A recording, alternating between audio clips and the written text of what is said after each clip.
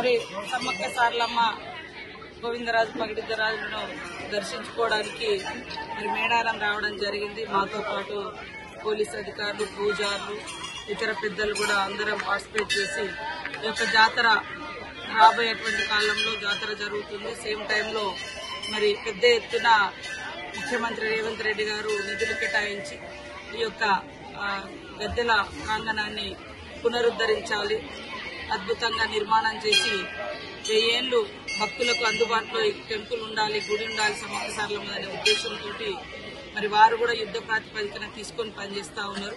గత వారం క్రితం పనులు కూడా మొదలు పెట్టడం జరిగింది. కాబట్టి ఇప్పటికీ ఈ రోజు చూస్తే సండే అయినప్పటికీ కూడా విపరీతంగా జాతర రాకముందే భక్తులు పెద్ద ఎత్తున వస్తున్నారు. భక్తులకు కూడా మొన్న ముఖ్యమంత్రి గారు వచ్చిపోయిన తర్వాత మేడారానికి చాలా మందికి ఇంకా ఇక్కడ జరుగుతున్నటువంటి పనుల గురించి కూడా బాగా తెలిసి ఇంకా విశ్వాసంతో, అభిమానంతో, విశ్వాసంతో, నమ్మకంతో భక్తులు పెద్ద ఎత్తున వస్తా ఉన్నారు. అన్ని ఏర్పాట్లు ఇప్పటి నుంచే మొదలు పెడతా ఉన్నాం. ముఖ్యంగా పోలీస్ అధికారులు కానీ, శానిటేషన్ కానీ ఇవన్నీ మరి ఎప్పటికప్పుడు సంసిద్ధం చేసుకుంటూ పర్మనెంట్ స్ట్రక్చర్ కోసం కూడా ఆల్రెడీ వర్క్ స్టార్ట్ అయింది.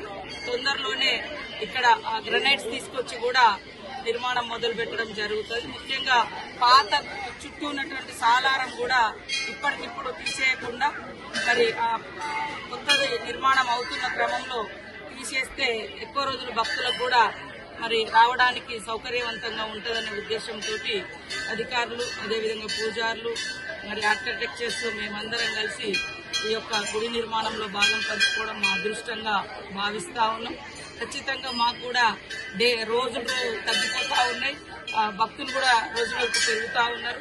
కాబట్టి యుద్ధ ప్రాతిపదికన ఈ వర్క్ను చేస్తున్నందుకు ముఖ్యమంత్రి గారికి, ఇన్ఛార్జ్ మినిస్టర్ పొంగులేటి శ్రీనివాసరెడ్డి గారికి, అదేవిధంగా ఎండోమెంట్ మినిస్టర్ సురేఖక్క గారికి, మా tribal welfare minister Adluru Laxman గారికి, మా జిల్లా కలెక్టర్ దివాకర గారికి, పర్యవేక్షణ ఉన్నటువంటి ఎస్పీ గారు, ఇతర పోలీస్ అధికారులు, జిల్లా యంత్రాంగం అందరికీ కూడా పేరు పేరున నమస్కారాలు.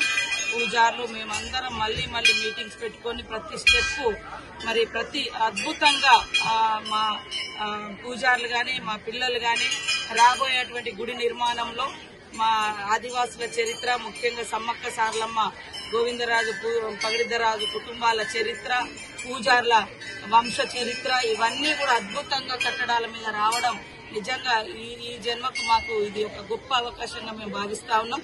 కాబట్టి కొంతమంది రకరకాల ప్రచారాలు చేసినప్పటికీ మా అందరికి ఒకటే చిత్తశుద్ధి, నన్ను కన్నది సమ్మక్క సమ్మయ్య, కానీ దీవించి ఈ స్థాయికి తీసుకొచ్చి పునర్జన్మనిచ్చి నాకు ఒక జీవితాన్ని ప్రసాదించింది మరి ఈ సమ్మక్క సారలమ్మ, పగిడిద్దరాజు, గోవిందరాజు, ఈ ములుగు ప్రాంత ప్రజలు.